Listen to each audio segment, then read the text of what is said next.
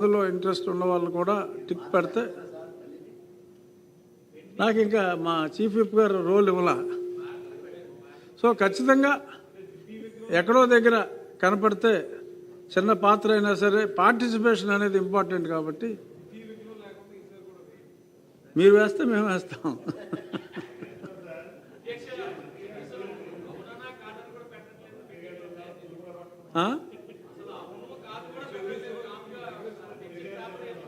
అవునవును, అందుకనే paper fill చేయమనే అడిగాము. మీరు కూడా కొంచెం చొరవ తీసుకుని అలాగే ఇప్పుడు శ్రీమతి మాధవిరెడ్డి గారు, ఆర్ మాధవిరెడ్డి గారు. ధన్యవాదాలు అధ్యక్ష. అధ్యక్ష, ప్రజలకు సంక్షేమం అందించాలని, రాష్ట్రాన్ని అభివృద్ధి వైపు నడిపించాలి, ఆర్థిక సుడిగుండం నుంచి గట్టెక్కించాలనే ఉద్దేశంతో ఈరోజు బడ్జెట్ను తయారు చేయడం జరిగింది అధ్యక్ష. ఇందుకు మన సొంత వనరులతో పాటు కేంద్ర సాయం కూడా కావాల్సిన అవసరం ఉంది అధ్యక్ష.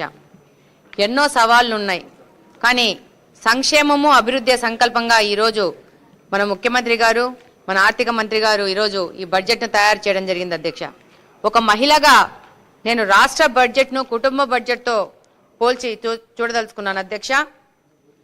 ఒక కుటుంబం పెద్ద కుటుంబాన్ని ఆదాయ వనరులు, బాధ్యతలు, ఖర్చులు, ఆకాంక్షలు, భవిష్యత్తు ఆలోచనలు, అలాగనే ఆరోగ్యము, పిల్లల భవిష్యత్తు, వాళ్ళ స్థితిగతులు, సంపాదన అవకాశాలను ఒడిసి పట్టుకోవడం అన్నిటినీ బ్యాలెన్స్ చేస్తూ మనము కుటుంబంలో బడ్జెట్ అనేది క్రియేట్ చేసుకుంటున్నాం అధ్యక్ష. కానీ అదే కుటుంబం పెద్ద అసమర్థుడైతే ఏమవుతుందో గత 5 సంవత్సరాల్లో 19 నుంచి 24 మధ్యలో మనకు అనాలోచిత నిర్ణయాలతో ప్రభుత్వాన్ని చూడడం జరిగింది అధ్యక్ష. ఆంధ్రప్రదేశ్ని సంక్షోభంలో నెట్టిపడేశారు అధ్యక్ష. ఆదాయ మార్గాలు పట్టించుకోకుండా ఖర్చులు పెంచుకుంటూ, అప్పులు పెంచుకుంటూ, క్రమశిక్షణ రాహిత్యంతో దివాలా దిశలో ప్రభుత్వాన్ని నడిపారు అధ్యక్ష. కానీ ఆంధ్రప్రదేశ్ అదృష్టం బాగుండి మన ముఖ్యమంత్రి గారు నారా చంద్రబాబు నాయుడు గారు ముఖ్యమంత్రి అయ్యి మన కుటుంబ పెద్దగా అభివృద్ధి సంకల్పంగా ముందుకెళ్తూ ఆయన అడుగుజాడల్లో మన డిప్యూటీ సీఎం పవన్ కళ్యాణ్ గారు కానీ, అలాగనే మన యువ నాయకులు నారా లోకేష్ గారు కానీ ఆయనతో సహకరిస్తూ ముందుకు పోవడం వల్ల ఈరోజు ఆంధ్రప్రదేశ్ను పునర్నిర్మిస్తున్నాం అధ్యక్ష. ఆంధ్రప్రదేశ్ను స్వర్ణయుగం వైపు తీసుకెళ్తూ ఈజ్ ఆఫ్ డూయింగ్ నుంచి స్పీడ్ ఆఫ్ డూయింగ్ వైపు ప్రయాణం చేస్తూ ప్రతి ఏడాదికి మార్పు వచ్చేలా, అన్ని రంగాలలో గణనీయమైన అభివృద్ధి చోటు చేసుకునేలా, బలహీన వర్గాల జీవన ప్రమాణాల్లో మార్పు జరిగేలా ఈ బడ్జెట్ను రూపొందించడం జరిగింది అధ్యక్ష. విజన్ 2047 లక్ష్యంగా ప్రభుత్వం పయనిస్తోంది అధ్యక్ష. ఆర్థిక క్రమశిక్షణ పాటిస్తూ వ్యవసాయం, సాగునీటి రంగానికి, విద్య, వైద్య రంగాలను బలోపేతం చేస్తూ యువతకు ఉపాధినిచ్చే పెట్టుబడులను ఆకర్షిస్తూ బడ్జెట్ రూపొందించిన ప్రభుత్వాన్ని అభినందిస్తున్నాను అధ్యక్ష. ఈ యొక్క బడ్జెట్ రాష్ట్రాన్ని అభివృద్ధి బాటలో తీసుకుపోతుందనే దానికి ఏ విధమైన అనుమానం అవసరం లేదు అధ్యక్ష. ఈరోజు అన్ని వర్గాల సమగ్రాభివృద్ధి లక్ష్యంగా 3,32,205 కోట్లతో బడ్జెట్ను ప్రవేశపెట్టారు మన ముఖ్యమంత్రి గారు, మన ఆర్థిక మంత్రి పయ్యావుల కేశవ్ గారు. రాష్ట్ర అభివృద్ధి లక్ష్యంగా ఎన్నడూ లేని విధంగా మూలధన వ్యయాన్ని 53,915 కోట్లకు గాను కేటాయించడం జరిగింది అధ్యక్ష. గతంలో పోల్చితే 2021-22లో 18,000 కోట్లు, అలాగనే 22-23లో 8,000 కోట్లు, అంటే మొత్తం బడ్జెట్లో 4%గా, అలాగనే 23-24లో 24,000 కోట్లు అంటే 9%గా కేటాయిస్తే ఈ సంవత్సరము 53,915 కోట్లు అంటే 16% మన మొత్తము మూలధన వ్యయాన్ని కేటాయించడం జరిగింది అధ్యక్ష. ఈరోజు చూస్తే ఈ యొక్క బడ్జెట్లో సాగునీటి ప్రాజెక్టుల కోసం 18,224 కోట్లు కేటాయించి గతంతో పోలిస్తే 4,000 కోట్లు అధికంగా ఇవ్వడం జరిగింది అధ్యక్ష. అలాగనే పేదవారి సొంత ఇంటి కల నెరవేర్చాలనే లక్ష్యంతో ప్రభుత్వం పనిచేస్తోంది అధ్యక్ష. అందులో భాగంగానే 2,000 కోట్లు కేటాయిస్తే ఈ ఏడాది 6,357 కోట్లు కేటాయించడం జరిగింది అధ్యక్ష. అలాగనే సంక్షేమానికి గతంలో 41,726 కోట్లు కేటాయిస్తే ఈ ఏడాది 53,190 కోట్లు కేటాయించడం జరిగింది అధ్యక్ష. అలాగనే చూస్తే బీసీలు, ఎస్సీలు, ఎస్సీ ఎస్టీలకు, మైనార్టీ సంక్షేమం కోసము, మహిళా శిశు వికలాంగుల సంక్షేమానికి మొత్తంగా కలిపి దాదాపు 91,525 కోట్లు కేటాయించడం జరిగింది అధ్యక్ష. గతంలో ఎన్నడూ కూడా సంక్షేమానికి ఇంత పెద్దన కేటాయింపులు జరిగిన దాఖలాలు లేవు అధ్యక్ష. అలాగనే పాఠశాల విద్యకి 32,308 కోట్లు కేటాయిస్తే అందులో తల్లికి వందనం కోసము 9,668 కోట్లు కేటాయించగా, సమగ్ర శిక్షణ అభియాన్ గాని, డొక్కా సీతమ్మ మధ్యాహ్న భోజన పథకం గాని, పిఎంసి పాఠశాలలు గాని, సర్వేపల్లి రాధాకృష్ణ విద్యార్థి మిత్ర కిట్ల కోసము ప్రతి ఒక్క విభాగాన్ని సమాన ప్రాధాన్యతనిస్తూ ఈరోజు పాఠశాల విద్యకి ఎంతో పెద్ద ఎత్తున కేటాయింపులు జరిగాయి అధ్యక్ష. అలాగనే మౌలిక వసతుల కల్పనకు కానీ, అలాగనే ఉన్నత విద్యకు కానీ 1,500 నుంచి 2,565 కోట్లు కేటాయించడం అధ్యక్ష. అలాగనే ఇప్పుడు రాష్ట్రానికి కావాల్సిన నైపుణ్య శిక్షణ అధ్యక్ష. దానికి గాని 1,232 కోట్లు కేటాయించడం జరిగింది అధ్యక్ష.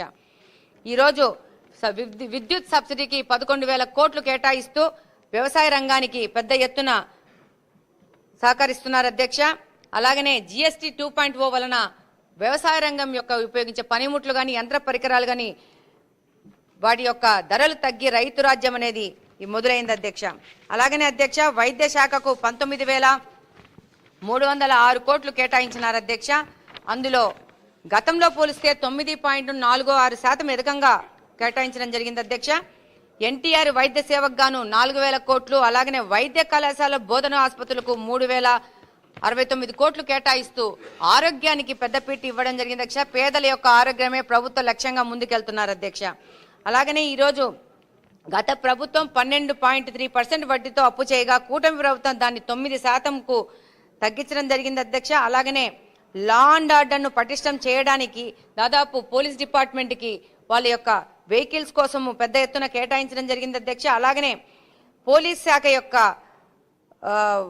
ఇన్సూరెన్స్ కోసము వాళ్ళ యొక్క కుటుంబాల ఇన్సూరెన్స్ కోసము దాదాపు 20 నుంచి 45 లక్షలు ఉచిత బీమా వచ్చేదానికి కూడా ఈ యొక్క కొత్త ప్రక్రియ మొదలు పెట్టడం జరిగింది అధ్యక్ష. అలాగనే అర్బన్ నుంచి వచ్చిన ప్రాతినిధ్యం వహిస్తున్న మా యొక్క అర్బన్ కి మున్సిపల్ పట్టణాభివృద్ధికి 14,539 కోట్లు కేటాయించడం జరిగింది అధ్యక్ష. ఈరోజు అలాగనే మేము చాలా హోప్ చేస్తున్నాం అధ్యక్ష, మా యొక్క అర్బన్ ప్రాంతాల అభివృద్ధికి మంచి అవకాశం ఉంటుందని ఈ బడ్జెట్లో. అలాగనే మహిళల ఉచిత బస్సు ప్రయాణానికి 1,420 కోట్లు కేటాయించడం జరిగింది అధ్యక్ష. ఈరోజు స్త్రీ శక్తి అనే కార్యక్రమాన్ని మొదలుపెట్టి రాష్ట్రంలోని మహిళలకు ఉచిత ప్రయాణాన్ని కల్పించి దాని ద్వారా దాదాపు ఇప్పటి వరకు 44 కోట్ల మంది ప్రయాణం చేయడం జరిగింది అధ్యక్ష. గత సంవత్సరం దాదాపు 1,000 కోట్లు దీనికోసం ఖర్చు జరిగింది, అప్పుడు కేటాయింపులు జరగలేదు. కానీ ఇప్పుడు దానికోసం 1,420 కోట్లు కేటాయించడం జరిగింది అధ్యక్ష. దాంతోపాటు పిఎం ఈ బస్ సేవా పథకం కింద రాష్ట్రానికి 750 విద్యుత్ బస్సులు కేటాయించడం జరిగింది అధ్యక్ష. కేంద్ర ప్రభుత్వము వీటిని 11 నగరాలలో నడపనున్నారు అధ్యక్ష. అలాగనే తిరుపతి తిరుమల మధ్యన కూడా బస్సులను 300 బస్సులను కేటాయించడం జరిగింది అధ్యక్ష. ఒక్కసారి రాయలసీమ ప్రాంతం మీద మాట్లాడమంటారు అధ్యక్ష? 2 మినిట్స్. కేశవ్ గారు చదివిన దాన్నే మళ్ళీ ఎక్కువ రిపీట్ చేస్తున్నారు. మీరు మీ ప్రాంతానికి అన్వయించుకుని మీకు ఏది అయితే బాగుంటుంది అన్న దాని గురించి మాట్లాడితే ఒక్క నిమిషం మాట్లాడతాను అధ్యక్ష. అలాగనే అధ్యక్ష ఈ బడ్జెట్లో ప్రత్యేకంగా చెప్పుకోవాల్సింది ఏంటంటే దాదాపు 30,000 కోట్లు ఈ రాయలసీమకు కేటాయించడం జరిగింది అధ్యక్ష.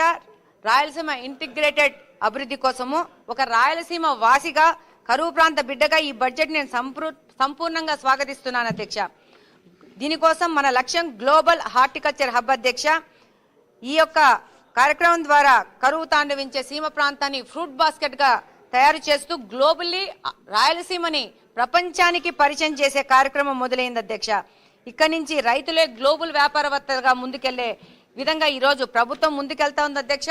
ఒక పక్షపాతిగా రాయలసీమ వాసిగా రాయలసీమకు ఇంత పెద్ద ఎత్తున కేటాయింపులు చేయడం అనేది మన ముఖ్యమంత్రి గారి వల్లనే చేతైంది అధ్యక్ష. ఈ రోజు దీని ప్రకారము ఇప్పుడు 8.41 లక్షల హెక్టార్ల విస్తీర్ణంలో సాగు ఉంటే దీన్ని దాదాపు 14.41 లక్షల హెక్టార్లుగా ఈ యొక్క సాగు విస్తీర్ణం పెంచే బృహత్తర పథకానికి ఈరోజు నాంది పలికారు అధ్యక్ష. దీనిలో భాగంగా మైక్రో ఇరిగేషన్ కానీ, మార్కెటింగ్ లింకేజ్ కానీ, అలాగనే ప్రాసెసింగ్ విలువ ధరలు పెంచుతూ ప్రాసెసింగ్ యూనిట్ల ఏర్పాటు కానీ, అలాగనే ఈ యొక్క మార్కెట్లకు చేరుకోవడానికి రహదారుల విస్తరణ, మరమ్మతుల విషయం కానీ చేసుకుంటూ ఈరోజు గ్లోబల్ యాక్సిస్ అంతర్జాతీయ ఎగుమతులను పెంచుకోవాలనే ఉద్దేశంతో ఈరోజు రాయలసీమకు ఇంత పెద్ద ఎత్తున కేటాయింపులు చేయడం జరిగింది అధ్యక్ష. ఇందులో ముఖ్యంగా మౌలిక వసతులు కల్పించడం ద్వారా రాయలసీమ ప్రభుత్వం సమగ్రంగా అభివృద్ధి అయ్యే అవకాశం ఉంది అధ్యక్ష.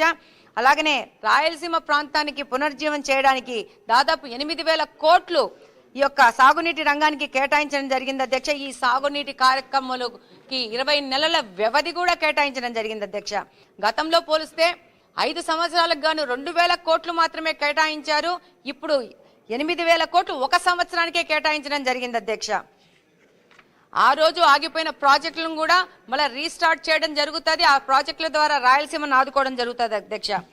ఇందులో దాదాపు 10 జిల్లాలు రాయలసీమలో, అందులో అనంతపురము, అన్నమయ్య, చిత్తూరు, కర్నూలు, నంద్యాల, ప్రకాశం, మార్కాపురము, శ్రీ సత్యసాయి, తిరుపతి, వైఎస్ఆర్ కడప జిల్లాలని 10 జిల్లాలని 303 మండలాలుగా డివైడ్ చేసి దాదాపు 5,869 గ్రామాలకు ఈ యొక్క కార్యక్రమాన్ని విస్తరింపజేసి ఈ యొక్క గ్లోబల్ హార్టికల్చర్ హబ్ గా అభివృద్ధి చేయడానికి అవకాశం ఉంది అధ్యక్ష. మీరు సమయం ఎక్కువ ఇవ్వలేదు కాబట్టి నేను కూర్చుండిపోతున్నాను అధ్యక్ష. Thank you. ఎందుకంటే ఎంతసేపు మాట్లాడేమన్నది కాదు, సభ్యులు ఏం మాట్లాడేమో అన్నది చూసి పయ్యాల కేశవ్ గారు చదివిందే మళ్ళీ మనం శాంక్షన్ ఇచ్చినట్టు రిపీట్ చేయవలసిన పని లేదు. అందరికీ అదే ఉన్నది. ఇందాక సుజనా చౌదరి గారు మాట్లాడారు, చక్కగా సలహాలు ఇచ్చారు. జగదీశ్వరి ఆవిడ మాట్లాడారు. సో కొంచెం రిపిటేషన్ లేకుండా సూచనాత్మకంగా ఉంటే ఇంకా జనరంజకంగా, ప్రజారంజకంగా ఉంటుంది. ఇప్పుడు సత్యానందరావు గారు.